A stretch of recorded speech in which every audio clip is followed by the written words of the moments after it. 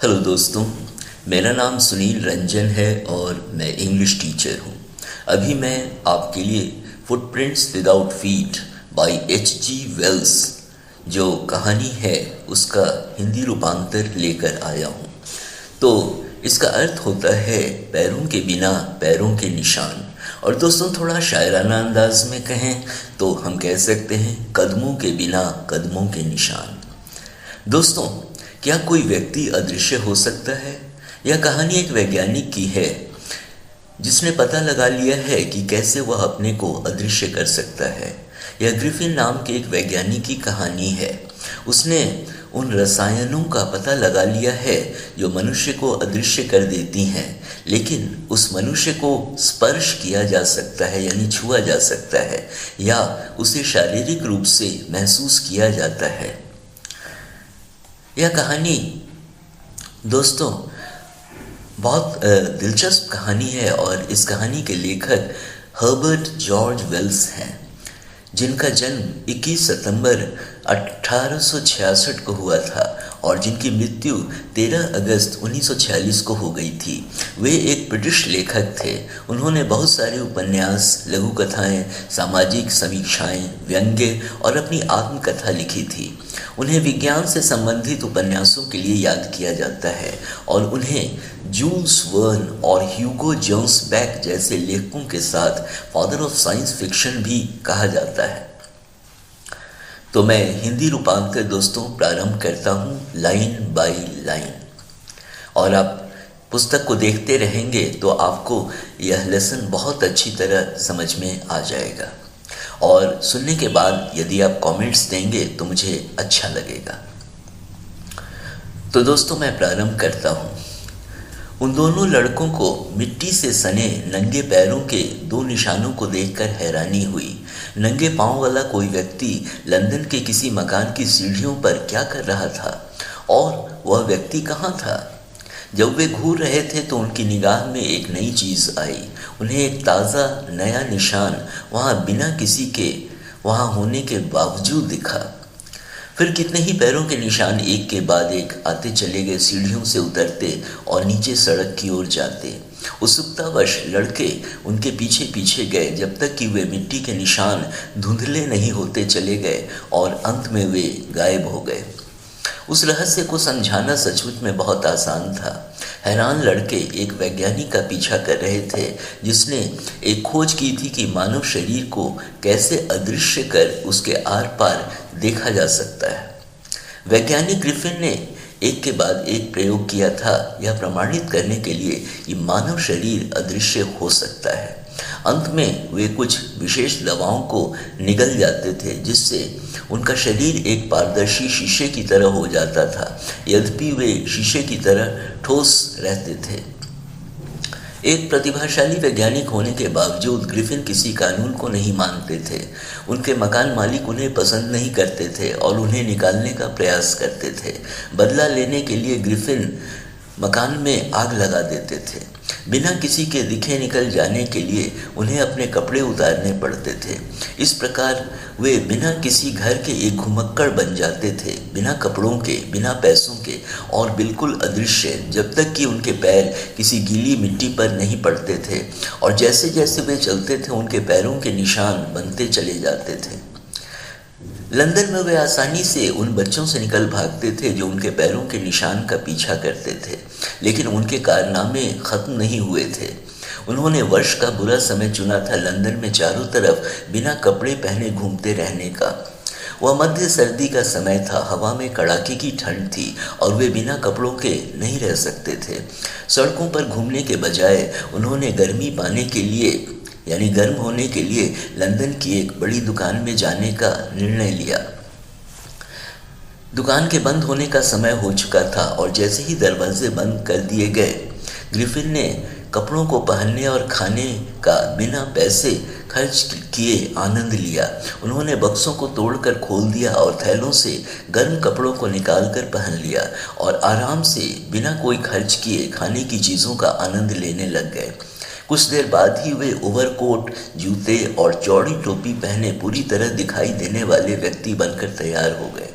Restaurant के kitchen में उन्हें मीट और कॉफ़ी मिले। उन्होंने खाने और पीने के बाद किराने की दुकान से मिठाई और शराब ली। अंत में वे गद्दों पर सो गए। यदि ग्रिफिन समय पर जग गए होते तो सब कुछ ठीक रहता। जैसा कि हुआ, जब तक कि दुकान के कर्मचारी अगली सुबह पहुंचने लगे। जब उन्होंने वहां से कुछ लोगों को आते हुए देखा तो वे घबरा गए और भागने लगे। यह देखकर उन्होंने उनका पीछा किया। अंत में अपने नए कपड़ों को उतार कर ही वे भागने में किसी तरह सफल हो पाए। इस प्रकार वे अदृश्य हो गए, लेकिन जनवरी की तेज ठंडी हवा में। इस बार उन्होंने एक नाटक कंपनी को जाने का निर्णय लिया, इस आशा में कि उन्हें वहां सिर्फ कपड़े ही नहीं मिलेंगे, बल्कि उनके कंधों के ऊपर की खाली जगह को छुपाने के लिए भी कुछ मिलेगा। ठंड से कांपते हुए वे तेजी से नाटक संस्थाओं के केंद्र ड्रूरी लेन पहुंचे। उन्हें जल्दी ही एक सही दुकान मिल गई। अदृश्य हो वे सीढ़ियों से ऊपर गए और थोड़ी देर बाद अपने माथे के चारों तरफ पट्टी बांधे, काले चश्मे पहने, बड़ी घनी दाढ़ी लगाए और एक बड़ी टोपी पहने बाहर आए। बिना दिखे वहां से निकल जाने के लिए उन्होंने कठोरता से दुकानदार पर पीछे से हमला कर दिया, जिसके बाद और जितना मिल सकता था उतना पैसा उन्होंने उससे लूट लिया।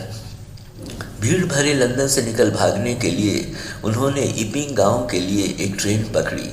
वहाँ की एक सराय में उन्होंने 2 कमरे लिए। एक अजनबी का एक सराय में सर्दी में आना किसी भी तरह एक असामान्य घटना थी।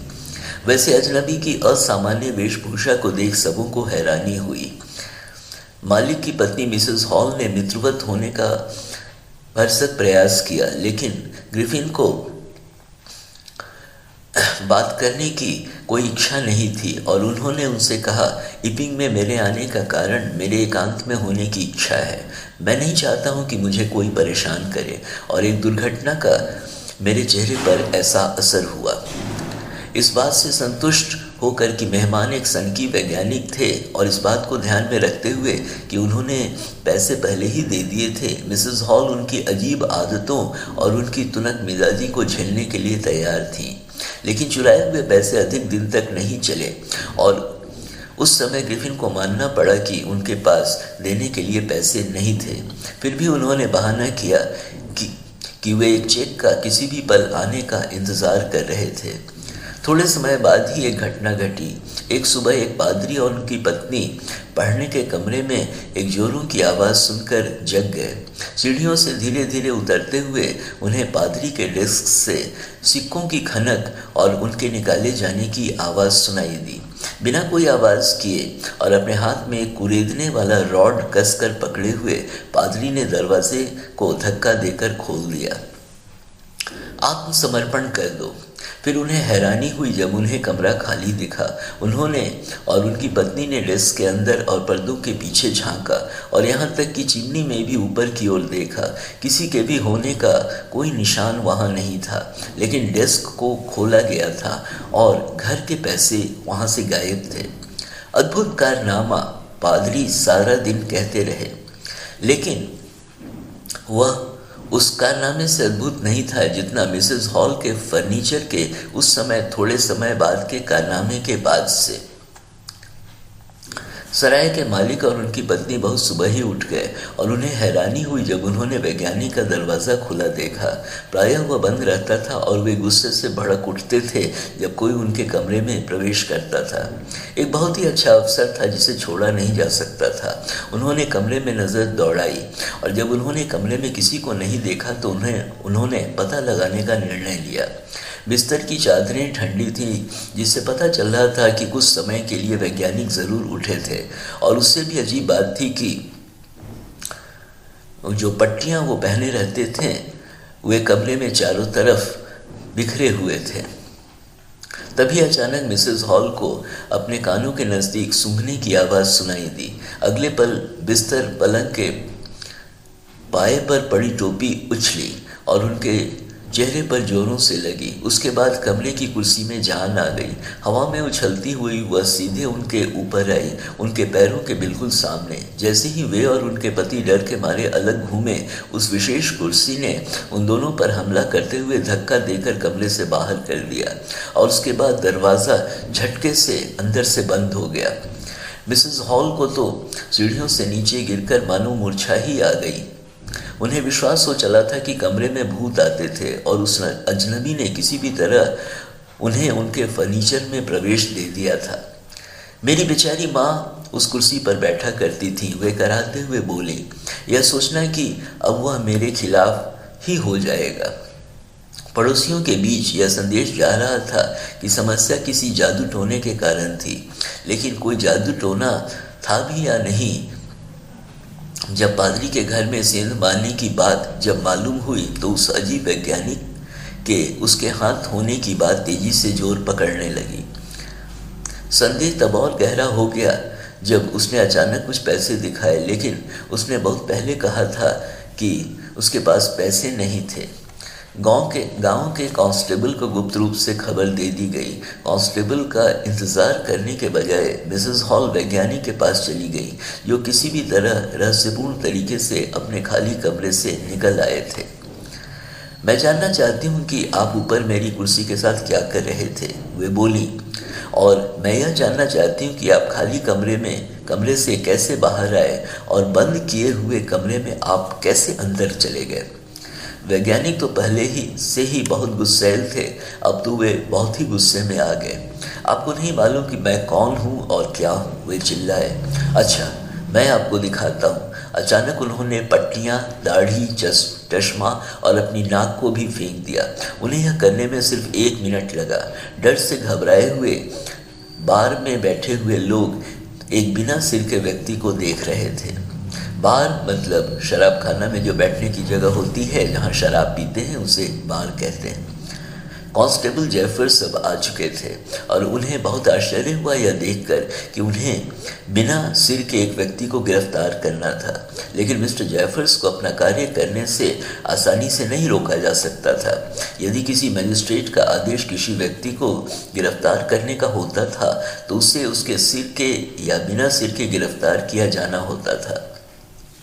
उसके बाद तो वहाँ एक अजीब सा दृश्य बन गया। जब पुलिस वाले ने उस व्यक्ति को पकड़ने का प्रयास किया तो वह अदृश्य होता जा रहा था। जैसे जैसे वह एक के बाद एक करके अपने कपड़े फेंकता जा रहा था, अंत में एक कमीज हवा में उड़ी और कांस्टेबल ने अपने को किसी से उलझता हुआ महसूस किया जिसे वह बिल्कुल नहीं देख सका। कुछ लोगों ने उसकी मदद करने का प्रयास किया, लेकिन उन्हें घूंसे लगे जो उन्हें कहाँ से लगे उन्हें पता ही नहीं लगा। अंत में जब जेफर्स ने उस अदृश्य वैज्ञानिक को पकड़े रहने का प्रयास किया तो उसे जोरों से मारकर बेहोश कर दिया गया। लोगों के घबराई और उत्तेजित हो चिल्लाने की आवाज़ आने लगी, उसे पकड़ो। लेकिन यह कहना आसान था और कोई नहीं जानता था कि वह उसे अपने हाथों से कहाँ हाथ रखकर पकड़े। तो दोस्तों, यह कहानी लंबी थी और मुझे लगता है कि आप इस कहानी को समझ गए होंगे, और यदि आप पुस्तक को देखकर आप जब सुनते रहेंगे तो यह आपको कहानी बहुत अच्छी तरह समझ में आ जाएगी। और दोस्तों, यदि आपने मेरे चैनल को सब्सक्राइब किया है तो थैंक यू। यदि आपने नहीं किया है और यदि आप सब्सक्राइब करते हैं तो मैं समय समय पर आपके लिए अच्छे वीडियोज़ बनाकर लाता रहूँगा। Thank you.